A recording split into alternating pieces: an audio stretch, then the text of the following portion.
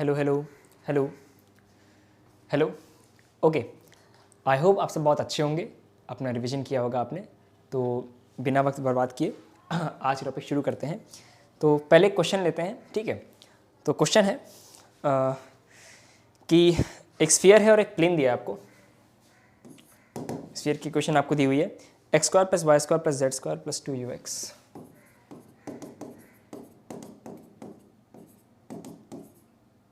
तो ये general question हो गई। -4x, सॉरी, -4x -6 और -8z प्लस 4 = 0।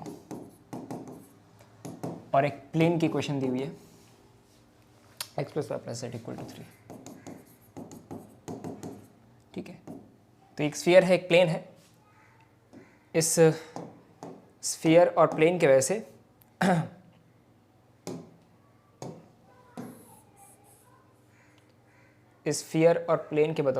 इस स्फीयर और प्लेन के बदौलत ओके, ठीक है। एक स्फीयर है, एक प्लेन है। ये प्लेन कट कर रही है इसको, ठीक, ये प्लेन कट कर रही है, जिसकी वजह से एक सर्कल फॉर्म हो रहा है। ठीक, इस सी की इक्वेशन है ये, इस सर्कल की इक्वेशन है। ठीक, आपको इस सर्कल का सेंटर निकालना है। वीडियो को पॉज करिए, ट्राई करिए, फिर मैं इसको सॉल्व करता हूँ, ठीक है।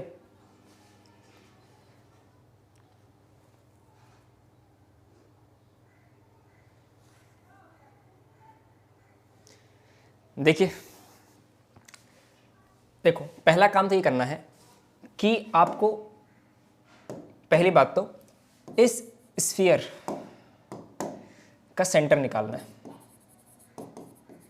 वो क्या होगा, एक्स वाई जेड के कोफिशिएंट को -1/2 से मल्टीप्लाई कर दो, तो क्या मिलेगा आपको 2 3 4। तो ये आपको सेंटर मिल गया, स्फीयर का सेंटर मिल गया, ठीक है, 2, 3, 4। अब देखो, ये प्लेन है हमारे पास P, ठीक। इस प्लेन के डायरेक्शन रेशियोज क्या होंगे, या फिर नॉर्मल के, इस प्लेन के नॉर्मल के DRs क्या होंगे, 1 1 1, ठीक, fine, coefficient of x y and z. अब देखो, अगर मैं इसके सेंटर को, सर्कल के सेंटर को C मान लेता हूँ, ठीक है, या फिर इसको मैं C के बजाय A मान लेता हूँ, इसके सेंटर को। ये जो मैंने लाइन ज्वाइन की OA, जो मैं लाइन ज्वाइन कर रहा हूँ, इस लाइन के DR और इस प्लेन के DR सेम होंगे। मैं क्या बोल रहा हूँ, मैंने कहा कि स्फीयर के सेंटर से सर्कल के सेंटर को ज्वाइन करने वाली जो लाइन होती है, इसको आप लिख भी लीजिए, बिकॉज इस क्वेश्चन से मुझे आपको यही सिखाना था कि स्फीयर के सेंटर से और सर्कल के सेंटर को ज्वाइन करने वाली जो लाइन है, उसका डायरेक्शन रेशियो या उसके डायरेक्शन कोसाइंस इस प्लेन के डायरेक्शन कोसाइन के से सेम मिलते हैं, ठीक है। सॉरी फॉर फंबलिंग, मैं कह रहा हूँ कि नॉर्मल जो प्लेन है आपका, उसके नॉर्मल के जो DCs हैं और जो इस लाइन के DCs हैं, कौन सी लाइन, जो स्फीयर के सेंटर को और सर्कल के सेंटर को ज्वाइन कर रही है, उनके नॉर्मल सेम होते हैं, ठीक है, उनके डायरेक्शन कोसाइन सेम होते हैं। तो जरा इस लाइन की इक्वेशन लिखने का प्रयास करते हैं। पहले तो OA लाइन, जो हमारे पास OA लाइन है हमारे पास, इसको लिखने का प्रयास करते हैं। पहला काम हमने क्या किया, सेंटर निकाला। सेकंड काम हमने क्या किया, OA लाइन की इक्वेशन निकालने जा रहे हैं। लाइन की इक्वेशन क्या होती है भाई, x - x1/L = y - y1/m = z - z1/n, ठीक, ये होती है, इक्वल टू लैम्डा पैरामीटर। अब x1 y1 z1 क्या है, जिस पॉइंट से लाइन पास करी वो हमको दिया हुआ है 2 3 4, तो रख देंगे इसको 2 3 4,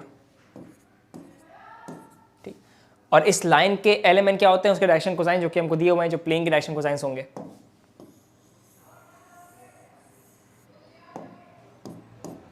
तो ये आपको लाइन की इक्वेशन मिल गई, इस लाइन की। अब आप करोगे ये कि आप इस लाइन की इक्वेशन को पैरामीट्रिक फॉर्म में लिखोगे। आपको मैं अप्रोच सिखा रहा हूं क्वेश्चन सॉल्व करने की, ठीक है। आपने स्फीयर का सेंटर ढूंढा, आपने सेंटर और सर्कल की लाइन ज्वाइन करने वाली इक्वेशन लिखी, ठीक है, इसका पैरामीट्रिक फॉर्म लिखोगे। अभी समझ में आएगा हम लोग ये सब क्यों कर रहे हैं। तो इसी लाइन का जो पैरामीट्रिक फॉर्म है वो क्या हो जाएगा,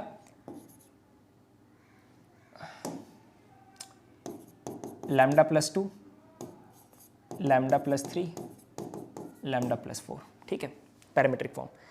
अब बस एक चीज़ और बचती है, ये पैरामीट्रिक फॉर्म बताता क्या है? ये पैरामीट्रिक फॉर्म इस लाइन पर लाई करने वाले हर पॉइंट को रिप्रेजेंट कर रहा है, जितने भी पॉइंट्स हैं उन पर, इस लाइन पर लाई करने वाले हर पॉइंट को रिप्रेजेंट कर रहा है। लेकिन एक बात बताइए, क्या जो सेंटर ऑफ सर्कल होगा, जो सेंटर ऑफ सर्कल होगा, सेंटर ऑफ सर्कल, ये सेंटर ऑफ सर्कल, ये एक ऐसा पॉइंट होगा जो ना तो सिर्फ इस लाइन को सेटिस्फाई कर रहा है, लेकिन इस प्लेन की इक्वेशन को भी सेटिस्फाई कर रहा है। समझिए मैंने क्या बोला? मैंने ये कहा कि हमने पैरामीट्रिक फॉर्म में इस लाइन की इक्वेशन लिख ली, ये पैरामीट्रिक फॉर्म है उस लाइन की इक्वेशन का।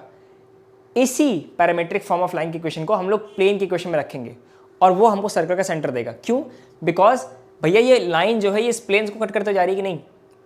ये जो लाइन है ओ ए, वो इस प्लेन को इंटरसेक्ट कर रही कि नहीं कर रही है? जाहिर सी बात है भाई, भैया ये लाइन सर्कल के सेंटर से पास कर रही है और सर्कल बन कैसे रहा है? इस प्लेन के इंटरसेक्शन से, मतलब वो सर्कल इस प्लेन पे लाई कर रहा है, तो जाहिर सी बात है इस लाइन की पैरामीट्रिक फॉर्म प्लेन को सेटिस्फाई करेगी।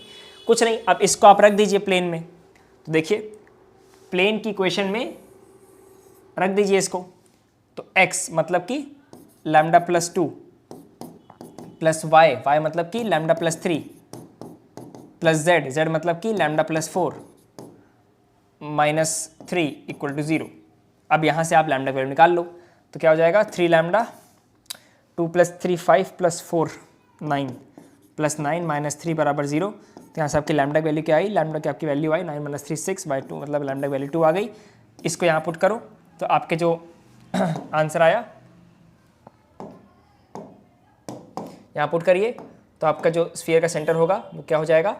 2 + 2 4, कॉमा इसको अच्छी जगह लिख देते हैं, ठीक है, या फिर इरेज कर देते हैं ज़रा, ठीक है। लैम्डा की वैल्यू 2 है, तो आपके सेंटर की वैल्यू क्या आई? लैम्डा प्लस 2, लैम्डा प्लस 3 और लैम्डा प्लस 4 थी आपके पैरामीट्रिक फॉर्म। इसमें लैम्डा की वैल्यू 2 पुट कर दीजिए, तो क्या हो जाएगा? 4, 5, 6। ये आपका सेंटर ऑफ सर्कल है। ठीक, क्लियर, फाइन। अच्छा भाई, ओके, ठीक है। अब नेक्स्ट है आपका, क्या निकालना है इसमें? रेडियस नहीं, सेंटर है, ठीक है, ओके। अब निकालना है रेडियस ऑफ सर्कल। क्या निकालना है? अब इसका नेक्स्ट पार्ट है कि आपको रेडियस निकालना है सर्कल का। आपको इस सर्कल का रेडियस निकालना है, ठीक है। कैसे निकालोगे भाई? जरा देखना ध्यान से, एक ही समझना।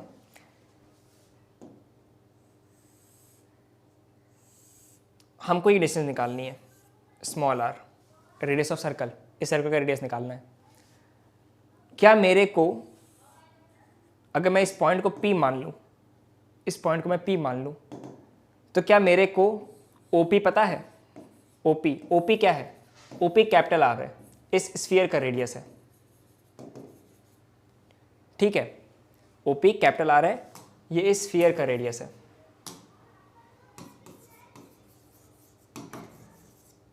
ठीक है। और जो OA है, ये आपके पास 2 पॉइंट का डिस्टेंस आ जाएगा, D। ये OA जो है, ये डिस्टेंस है between these 2 points, centre of sphere and centre of circle, ठीक है। OA आपको मिल गया, centre of sphere centre of circle की वजह से आप डिस्टेंस फॉर्म लगा लोगे, 2 पॉइंट के बीच का डिस्टेंस।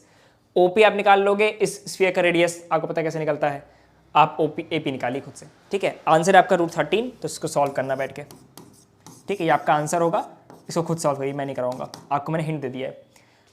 पाइथागोरस लगाओगे, OA आप निकाल लोगे, 2 पॉइंट के बीच का डिस्टेंस, AP आपको निकालना है और OP रेडियस ऑफ स्फीयर है, ठीक है। सॉल्व करिएगा इसको, ओके फाइन, ओके। चलिए अब इस क्वेश्चन के बाद आज के टॉपिक शुरू करते हैं जो हमको पढ़ना था। क्या टॉपिक था हमारा आज? हमारा आज का टॉपिक जो हमें पढ़ना था वो था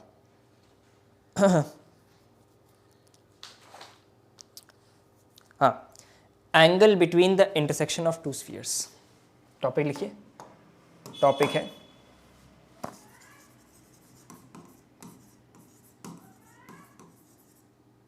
एंगल बिटवीन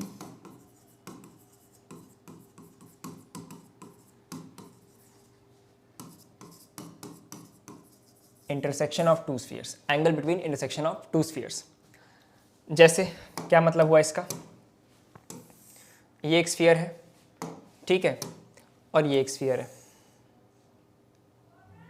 ठीक है, ये आपके पास दो स्फीयर्स हैं अलग अलग, ठीक। अब देखो ये स्फीयर S1 है, ये स्फीयर S2 है। अब अगर मैं इस पॉइंट को देखूं, पॉइंट ऑफ इंटरसेक्शन, किसी एक पॉइंट को मैं इसको जज करूं, इस पॉइंट को जज करूं, तो जनाब अगर मैं एक प्लेन ड्रॉ करूं, ये P1 प्लेन, टेंजेंट प्लेन, इस पॉइंट पे टेंजेंट प्लेन, इस P पॉइंट पे या फिर इस A पॉइंट पे एक टेंजेंट प्लेन ये है P, और इसी पॉइंट पे इस स्फीयर S1 की जो टेंजेंट प्लेन है वो ये है P2। ये P1 P2 क्या है, ये P1 P2 आपके पास, एक काम करते हैं, थोड़ा सा गलत हो गया ये, इसको P1 बोलते हैं, इसको P2 बोलते हैं, थोड़ा सा नॉमेनक्लेचर ठीक हो जाएगा। मतलब क्या है मेरा कहने का, मतलब ये है भाई कि P1 क्या है, P1 इंटरसेक्टिंग पॉइंट के अबाउट S1 स्फीयर का टेंजेंट प्लेन है, ठीक है, और P2 क्या है, P2 S2 स्फीयर का इंटरसेक्टिंग पॉइंट के अबाउट टेंजेंट प्लेन है, ठीक है, समझ में आ गया। इन दोनों प्लेन के बीच का, इन दोनों प्लेन्स के बीच का जो ये एंगल थीटा होता है ना, यही होता है angle between the intersection of two spheres, ठीक है। अब इसको निकालें कैसे, फॉर्मूला क्या होता है इसका, अब जरा इसको समझते हैं, ठीक है, इसको जरा थोड़ा सा समझते हैं, देखो क्या समझेंगे इसको।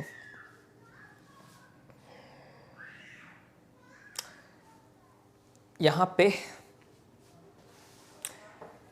इसमें एक ऑर्थोगोनैलिटी कंडीशन भी आती है, उसको बाद में पढ़ा जाएगा, और ठीक है, फाइन, ओके। आपने फॉर्मूला पढ़ा होगा कभी ना कभी तो, कॉस थीटा का फॉर्मूला आपने पढ़ा होगा, क्या कहता है,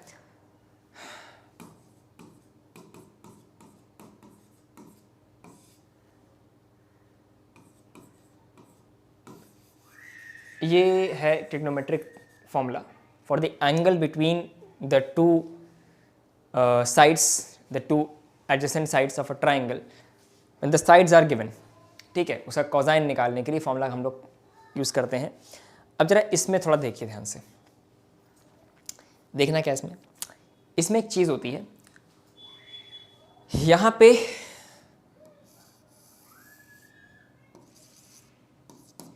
C1 सेंटर और C2 सेंटर हमारे पास, और ये ट्राइंगल एक फॉर्म हो रहा है, और हम लोग को इसी ट्राइंगल पर ये ट्रिग्नोमेट्रिक आइडेंटिटी लगानी है, ठीक है, इसी ट्राइंगल पे, और हमको ये एंगल निकालना theta, angle between two spheres. अब इस फॉर्मूले को जब आप अप्लाई करना सीखते हो ना, तो याद रखना इसको अप्लाई कैसे करते हैं, ये थीटा है,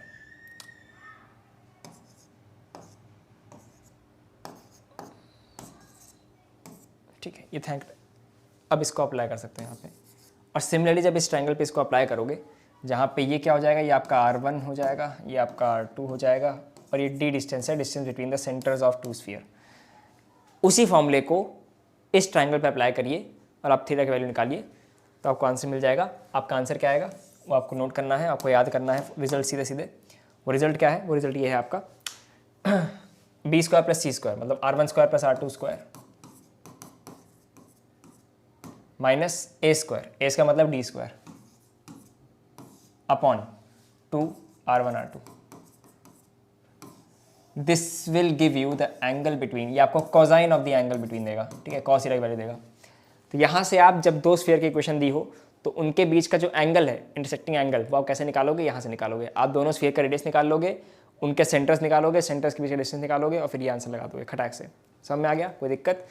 डायरेक्ट फॉर्मूला बेस्ड क्वेश्चन आता है इसके ऊपर, वो देख लीजिएगा। एक और बात, अब अगर क्वेश्चन में पूछे कि भैया दो स्फीयर हैं, एक दूसरे को इंटरसेक्ट कर रहे हैं, क्या वो ऑर्थोगोनली, क्या वो ऑर्थोगोनली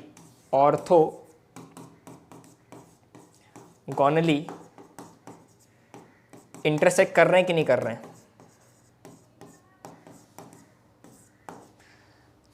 चेक करने क्या करोगे, आप चेक करोगे कि आपका cos थीटा की वैल्यू 90 है कि नहीं है, ठीक है, 90 है कि नहीं है। अगर 90 है that means yes they are intersecting orthogonally, otherwise they are not, simply. ठीक है, समझ में आ गया। अच्छा एक चीज़ और है, यहाँ पे आप थोड़ा सा दिमाग लगा सकते हो, ट्रिक लगा सकते हो ऑर्थोगोनैलिटी के लिए, कि क्या दो स्फीयर्स आपस में ऑर्थोगोनली इंटरसेक्ट कर रहे हैं कि नहीं कर रहे हैं। तो आप देखो एक बात ध्यान से, अगर दो स्फीयर इंटरसेक्ट कर रहे होंगे तो जाहिर सी बात है कि जो ट्रायंगल बनेगा 90 डिग्री का एंगल बनाएगा, यानी कि ये पाइथागोरस थ्योरम को फॉलो करेगा ये ट्रायंगल, मतलब उनके सेंटर के बीच का डिस्टेंस का स्क्वायर इनके रेडियस के स्क्वायर्स का सम होगा। ठीक है, इस पे क्वेश्चन बनता है, डायरेक्ट बेस बनता है, स्फीयर की क्वेश्चन दी रहती है, सेंटर निकालिए, डिस्टेंस निकालिए, रेडियस निकालिए, यहाँ चुपचाप लगाइए और एंगल निकालिए दोनों स्फीयर के बीच के। ठीक है, इंटरसेक्टिंग स्फीयर्स के बीच का एंगल निकालिए चुपचाप। फाइन, ओके, तो एक टॉपिक ये भी खत्म होता है, यहाँ पे समाप्त होता है। अगर आपका समझ में आया होगा भैया हम लोग कर क्या रहे हैं, ठीक है, एंगल बिटवीन टू स्फीयर्स का मतलब क्या होता है, आपको समझ में आ गया होगा। एक और बात अगर आपके मन में आई हो कि क्या हम लोग ये एंगल नापे तो भी सेम आएगा, बिल्कुल, ये एंगल थीटा है वो भी एंगल थीटा ही होगा। ठीक है, जस्ट इन केस अगर ये मन में आया हो आपके। ठीक है, अब देखो भाई यहाँ पे एक और बात लिखी हुई है कि दो स्फीयर्स अगर ऑर्थोगोनल हैं, क्या है, अगर वो ऑर्थोगोनल है, बिकॉज एमसीक्यू में इतना लंबा क्वेश्चन नहीं बनाता है, वो सीधे ऑर्थोगोनैलिटी पूछता है, लेकिन ऑर्थोगोनैलिटी कंडीशन, ऑर्थोगोनल स्फीयर्स, देखो दो स्फीयर्स जब ऑर्थोगोनली इंटरसेक्ट करते हैं, तो उनके बीच का एंगल 90 आता है, और फॉर्मूला आपको पीछे में दिखा चुका हूँ कैसे करना है। उसमें बस एक दिक्कत ये है कि आप पहले रेडियस निकालोगे, सेंटर निकालोगे, उनके बीच का डिस्टेंस निकालोगे, फिर इसको रखोगे फॉर्मूले में, फिर देखोगे 90 आ रहा है कि नहीं आ रहा है। एक डायरेक्ट तरीका होता है इसका, शॉर्टकट। वो ट्रिक क्या है, वो ट्रिक ही आपको याद करनी है ऑर्थोगोनैलिटी के लिए हो, लेकिन ठीक है, वो ट्रिक क्या कहती है, वो ट्रिक ये कहती है कि दो स्फीयर्स ऑर्थोगोनल तब होते हैं अगर S1 और S2 उनकी इक्वेशन दी आपको दी हुई हो, and they satisfy this condition.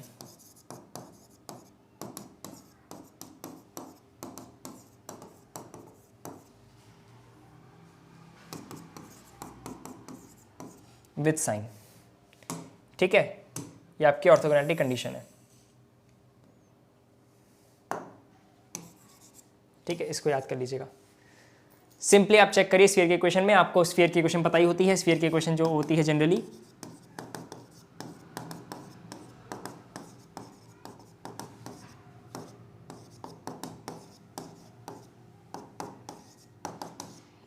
Equation होती है आपकी, u निकालो, v निकालो, w निकालो, चुपचाप इसमें फुट करो, d1 d2 निकालो अलग अलग स्फीयर्स के लिए, and you get the condition for orthogonality. ठीक है, फाइन, ये तो हो गई ऑर्थोगोनैलिटी की बात हो गई। हमने स्फीयर टच करते हैं कि नहीं करते वो हमने उस समय सीख लिया था। अब जरा ये क्वेश्चन करते हैं, अच्छा क्वेश्चन है। नेक्स्ट क्वेश्चन नोट करिए,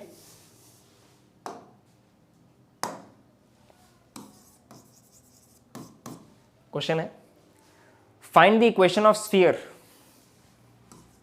अच्छा क्वेश्चन है, काफी कॉन्सेप्ट्स क्लियर होंगे इसमें। Find equation of sphere which touch the plane.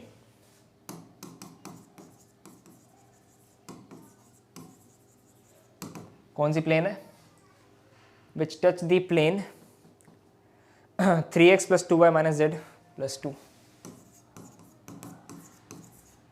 3x + 2y - z + 2 = 0। इस प्लेन को टच कर रही हो एट, कहाँ पे टच कर रही हो इस प्लेन को, at 1, -2, 1 and cuts orthogonally to the sphere. और क्या करे, कट्स, वही स्फीयर कट्स ऑर्थोगोनली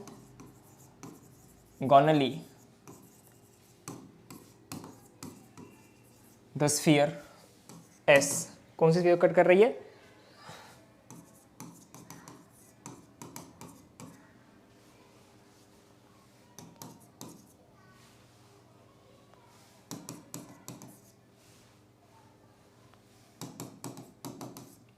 इस स्फीयर को कट कर रही है। ठीक है, ऑर्थोगोनली। तो आपको स्फीयर की इक्वेशन निकालनी है। पॉज करिए, ट्राई करिए। ठीक है, मैं आपको थोड़ा बहुत हिंट देता हूँ इसको सॉल्व करने के लिए। हिंट क्या है कि पहले तो आप डायग्राम बनाओ, ठीक है, विजुलाइज करो कि पूछ क्या रहा है, दिया क्या है, ठीक है। चीज़ें जब तक आप विजुलाइज नहीं करोगे आप समझ में नहीं आएगा कुछ, ठीक है। अब क्या करो, आपको प्लेन की क्वेश्चन दी हुई है और एक ऐसे स्फीयर की क्वेश्चन निकालनी है जो इस प्लेन को टच कर रही हो एक पॉइंट पे, ठीक है। मतलब बेसिकली मेरे साथ सॉल्व करते रहिए, मैं आपको बस हिंट दे रहा हूं कैसे करना है इसको, ठीक है।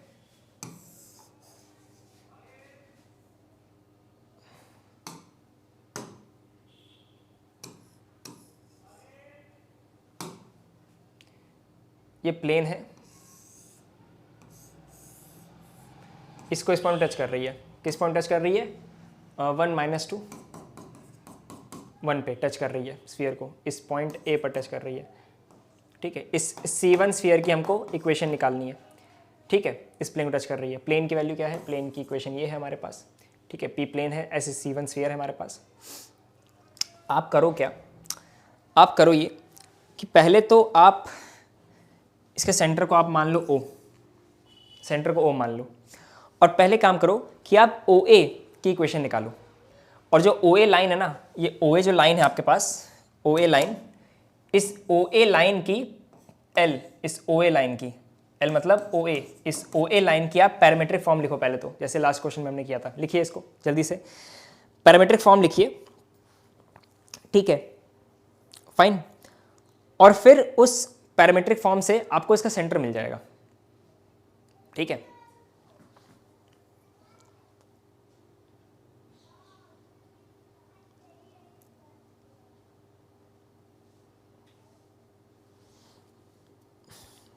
ठीक, पैरामीट्रिक फॉर्म निकालिए इसका। फिर पैरामीट्रिक फॉर्म निकालने के बाद आप क्या करेंगे इसमें, आप करते रहिए इसको, मैं बोलता जा रहा हूं।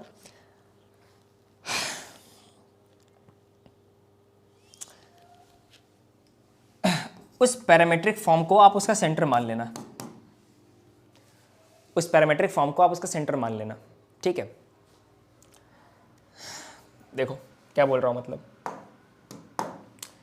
कि भाई पैरामीट्रिक फॉर्म क्या हो जाएगी OL लाइन की? पैरामीट्रिक फॉर्म मतलब x - x1 मतलब 1 अपॉन डायरेक्शन रेशियोज क्या हो जाएंगे? 3, 2 और -1। इस प्लेन के DRs क्या हैं? 3, 2 और -1 है ना।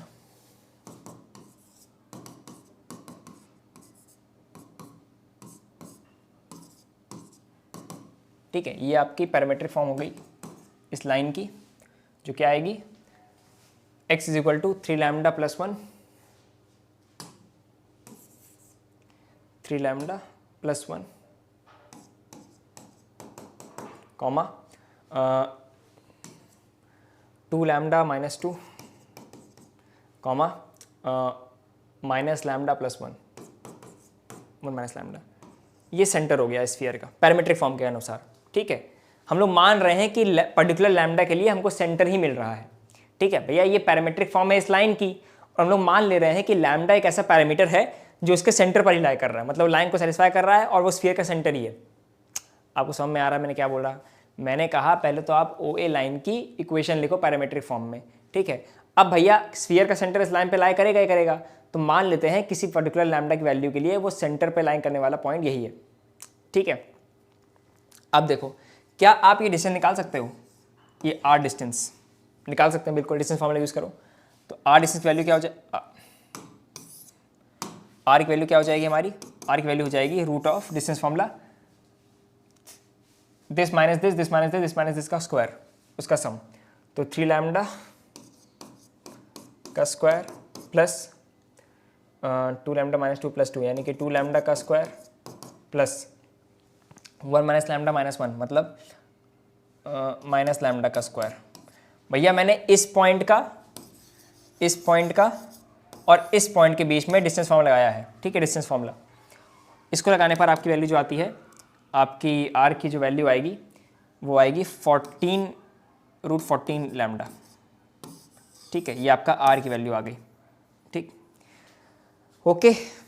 अच्छा, अब कह रहा है कि ये स्फीयर इस स्फीयर को ऑर्थोगोनली, ये स्फीयर उस स्फीयर को ऑर्थोगोनली इंटरसेक्ट कर रहा है, ठीक है। ऑर्थोगोनली इंटरसेक्ट कर रहा है। पहले एक काम करते हैं, जरा इस स्फीयर का सेंटर निकालते हैं। इस स्फीयर का सेंटर क्या होगा? एक्स वाई और जेड के कोफिशिएंट का -1/2 से मल्टीप्लाई करोगे तो -4 × -1/2 2, 6 × -1/2 -3 और जेड कोफिशिएंट 0 हो गया। तो ये इस स्फीयर का सेंटर हो गया। ठीक है, ये हमारे स्फीयर रिक्वायर्ड स्फीयर जो हमको पूछा गया उसका सेंटर है, ये हमारे स्फीयर जिसको ऑर्थोगोनली कट कर रहा है उसका सेंटर है। इनके बीच का डिस्टेंस क्या हो जाएगा, डी। ठीक है, इनके बीच का डिस्टेंस, उन दोनों स्फीयर के सेंटर के बीच का डिस्टेंस डी हो जाएगा। और हमको R1 मिल गया है, इस स्फीयर का रेडियस R, और उस स्फीयर का रेडियस हम निकाल सकते हैं। उसका जब आप रेडियस निकालोगे तो वो आएगा 3। ठीक है, 3 3 3, इसका 3 आएगा। ठीक है, क्या होता है u² + v², कोफिशिएंट इसका स्क्वायर मतलब 4 + 6 यानी कि 4 + 6 10, 10 - 4 यानी कि 6। ठीक है, 6 आया, 6 आया। इसका रेडियस, इस स्फीयर का रेडियस आ गया, इसका रेडियस कितना आया 6, इसका रेडियस 6 आया। हमको R1 मिल गया है, हमको R2 मिल गया है, हमको D मिल गया है। ऑर्थोगोनैलिटी कंडीशन निकालिए, लैम्डा वैल्यू निकालिए। ठीक है, और लैम्डा वैल्यू जो निकल के आती है वो इसमें आएगी आपकी -3/2। ये लैम्डा वैल्यू आएगी आपकी सॉल्व करने पर, ऑर्थोगोनैलिटी कंडीशन लगाने पर। इसको आप खुद सॉल्व करोगे। ठीक है, ऑर्थोगोनैलिटी कंडीशन खुद सॉल्व करोगे। R1 आपके पास है, R2 आपके पास है, D आपके पास है। R1 क्या है, जो हमारा स्फीयर है उसका रेडियस जो आपके निकाला 14 लैम्डा, √14 लैम्डा। R2 क्या है, जो स्फीयर की इक्वेशन दी हुई थी उसका रेडियस। D क्या है, दोनों के सेंटर्स के बीच का डिस्टेंस, डिस्टेंस फॉर्मूले से आप निकाल सकते हो उसको। ठीक है, ये आपका आएगा लैम्डा का वैल्यू। इस लैम्डा वैल्यू का आप पुट करोगे, आपको उस स्फीयर का सेंटर मिल जाएगा। अब सुनो, लैम्डा मिल गया मतलब हमको स्फीयर का सेंटर मिल गया, सेंटर मिल गया, रेडियस मिल गया। हम लोग क्या कर सकते हैं, जनरल फॉर्म में उसको लिख सकते हैं। अगर लैम्डा पुट करोगे तो जो स्फीयर C1 हमको निकालना है उसका सेंटर क्या हो जाएगा, उसका सेंटर हो जाएगा आपका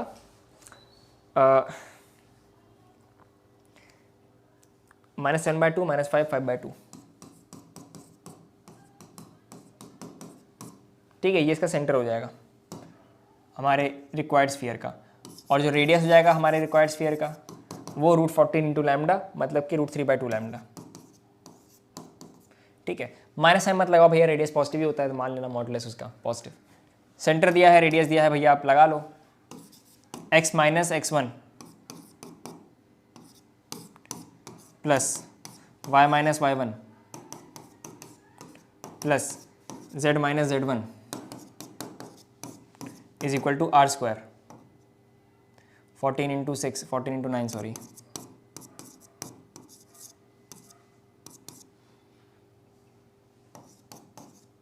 53। ठीक है, ठीक है, समथिंग लाइक दिस। सॉरी, कुछ गलती कर रहा हूँ। इसका स्क्वायर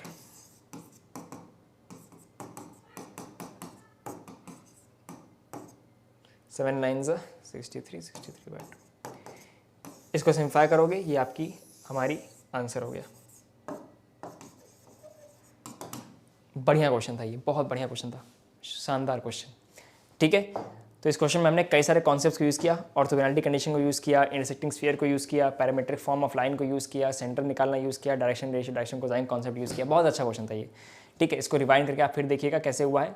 एप्लीकेशन आपको खुद करना है, इसमें कैलकुलेशन आपको खुद करनी है। मैं आपको बस हिंट दे रहा हूँ कि चलना कैसे इस क्वेश्चन सॉल्व करने के लिए। एक बार फिर आपको दिखाता हूँ मैं कैसे किया हमने इसको। हमको स्फीयर की इक्वेशन निकालनी थी जो उस प्लेन को टच कर रही है उस पॉइंट पे, और इस स्फीयर को ऑर्थोगोनली कट कर रही हो। तो हमने भैया पहले तो लाइन की पैरामीट्रिक फॉर्म निकाली, सेंटर से ज्वाइन करने वाली लाइन को, प्लेन को टच करने वाली लाइन को, हमने उसकी पैरामीट्रिक फॉर्म निकाली। हमने मान लिया कि लैम्डा एक ऐसा पैरामीटर है जो सेंटर ऑफ स्फीयर पे सेटिस्फाई कर रहा है उसको, लाइन को। ठीक है, मतलब वो लाइन पे तो लाई कर ही रहा है, पैरामीट्रिक फॉर्म है, लेकिन वो सेंटर से भी जा रहा है। ठीक है, तो एक स्पेशल लैम्डा हो गया। हमने फिर डिस्टेंस फॉर्म लगा के एक इक्वेशन बनाई और हमने ऑर्थोगोनैलिटी कंडीशन को यूज़ किया और उसके जरिए हमने लैम्डा को निकाला। ठीक है, एक इक्वेशन एक वेरिएबल से हमको वैल्यू मिल गई लैम्डा की। ठीक है, देखो फिर से बोल रहा हूँ भैया, हमने पहले तो डिस्टेंस निकाला, रेडियस इस स्फीयर का जो पूछा गया था हमसे। ठीक है, ये पॉइंट दिया हुआ था और ये पॉइंट स्फीयर का सेंटर ये है पैरामीट्रिक फॉर्म में। भैया देखो, याद रखना, इस स्फीयर का सेंटर हमने पैरामीट्रिक फॉर्म में लिखा है लैम्डा के टर्म्स में। ये सेंटर ही है, इसको एक पॉइंट कंसिडर करो। इनके बीच का डिस्टेंस जो होगा, जो आप निकालोगे डिस्टेंस फार्मूला से निकालोगे, ये भैया रेडियस हो गया स्फीयर का। हमको इस स्फीयर का रेडियस मिल गया, सेंटर मिल गया लैम्डा के फॉर्म में। इस स्फीयर का रेडियस सेंटर लैम्डा के फॉर्म मिल गया। जो स्फीयर हमको दिया था उसका सेंटर रेडियस हम निकाल सकते हैं, बिल्कुल बहुत आसानी से निकाल सकते हैं। R1 हमारे पास है, R2 हमारे पास है, उनके बीच का सेंटर का डिस्टेंस निकाल सकते हो डिस्टेंस फार्मूला से। हमको D मिल गया, ऑर्थोगोनैलिटी कंडीशन लगाओ, क्या करो चुपचाप लैम्डा वैल्यू निकालो। लैम्डा की वैल्यू आ गई, पुट करो रेडियस सेंटर में, आप सेंटर रेडियस सेंटर फॉर्म में लिख दो इसको, ठीक है। हमने लिखा था सबसे पहले इक्वेशन, जब स्फीयर को पढ़ा था हमने, रेडियस इक्वेशन फॉर्म होती है x माइनस x1 का square plus y minus y1 का square plus z minus z1 का square equal to r square. यहाँ पे x1 y1 z1 इसके सेंटर है स्फीयर के, ठीक है। तो उसके बाद आपका आता है लास्ट है आपका radical plane of two spheres, radical line and radical point. चलिए इसको कल करते हैं, इसमें एक ही टॉपिक है रेडिकल प्लेन और कोएक्सियल सिस्टम ऑफ स्फीयर। इसको हम लोग polar points of polar plane के बाद खत्म करेंगे। तो आज के लिए इतना ही, ठीक है। नेक्स्ट क्लास में हम लोग इस चैप्टर को खत्म करेंगे। आपके दो टॉपिक बचेंगे, एक polar plane polar points power of point, और लास्ट में ये रेडिकल प्लेन और ये सब, ठीक है। फिर स्फीयर खत्म हो जाएगा। तो आई होप आप लोग रिवाइज करते रहोगे, क्वेश्चन लगाते रहो इस पर, ठीक है। फिर मैं एमसीक्यू लेकर आऊँगा इसके ऊपर, ठीक है। Fine, all the best, take care.